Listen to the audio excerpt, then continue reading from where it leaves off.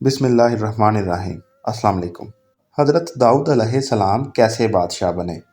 जब तालूत बनी इसराइल के बादशाह बन गए तो आपने बनी इसराइल को जहाद के लिए तैयार किया और एक काफिर बादशाह जालूत से जंग करने के लिए अपनी फौज को लेकर मैदान जंग में निकले।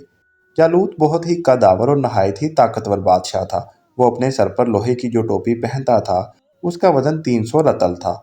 जब दोनों फौजें मैदान जंग में लड़ाई के लिए सफ आराई कर चुकी तो हज़रत तालूत ने अपने लश्कर में ये ऐलान फरमा दिया कि जो शख्स जालूत को कत्ल करेगा मैं अपनी शहजादी का निकाह उसके साथ कर दूंगा और अपनी आधी सल्तनत भी उसको अता कर दूंगा। ये फरमाने शाही सुनकर हज़रत दाऊद अलैहिस्सलाम आगे बढ़े, जो अभी बहुत ही कम सिन थे और बीमारी से चेहरा जर्द हो रहा था और गुर्बत व मुफलिसी का ये आलम था कि बकरियां चुराकर इसकी उजरत से गुजर बसर करते थे। रवायत है कि जब हज़रत दाऊद अलैहिस्सलाम घर से जहाद के लिए रवाना हुए थे तो रास्ता में एक पत्थर ये बोला कि ए हज़रत दाऊद, मुझे उठा लीजिए क्योंकि मैं हज़रत मूसा अलैहिस्सलाम का पत्थर हूँ। फिर दूसरे पत्थर ने आपको पुकारा कि ए हज़रत दाऊद, मुझे उठा लीजिए क्योंकि मैं हज़रत हारून अलैहिस्सलाम का पत्थर हूँ। फिर एक तीसरे पत्थर ने आपको पुकार कर अर्ज़ किया कि ए हज़रत दाऊद अलैहिस्सलाम, मुझे उठा लीजिए क्योंकि मैं जालूत का कातिल हूँ। आप अलैहिस्सलाम ने तीनों पत्थरों को उठाकर अपने झोले में रख लिया। जब जंग शुरू हुई तो हज़रत दाऊद अलैहिस्सलाम अपनी गोफन लेकर सफ़ों से आगे बढ़े और जब जालूत पर आपकी नज़र पड़ी तो आपने इन तीनों पत्थरों को अपनी गोफन यानी रस्सी के बने हुए हथियार में रखकर और बिस्मिल्लाह पढ़कर गोफन से तीनों पत्थरों को जालूत के ऊपर फेंका और ये तीनों पत्थर जाकर जालूत की नाक और खोपड़ी पर लगे और इसके बेजे को पाश पाश करके सर के पीछे से निकलकर 30 जालूतियों को लगे और सब के सब मकतूल होकर गिर पड़े।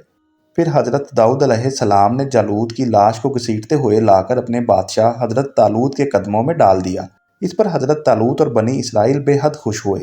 जालूत के कत्ल हो जाने से इसका लश्कर भाग निकला और हज़रत तालूत को फतह मुबीन हो गई और अपने ऐलान के मुताबिक हज़रत तालूत ने हज़रत दाऊद अलैहिस्सलाम के साथ अपनी लड़की का निकाह कर दिया और अपनी आधी सल्तनत का उनको सुल्तान बना दिया।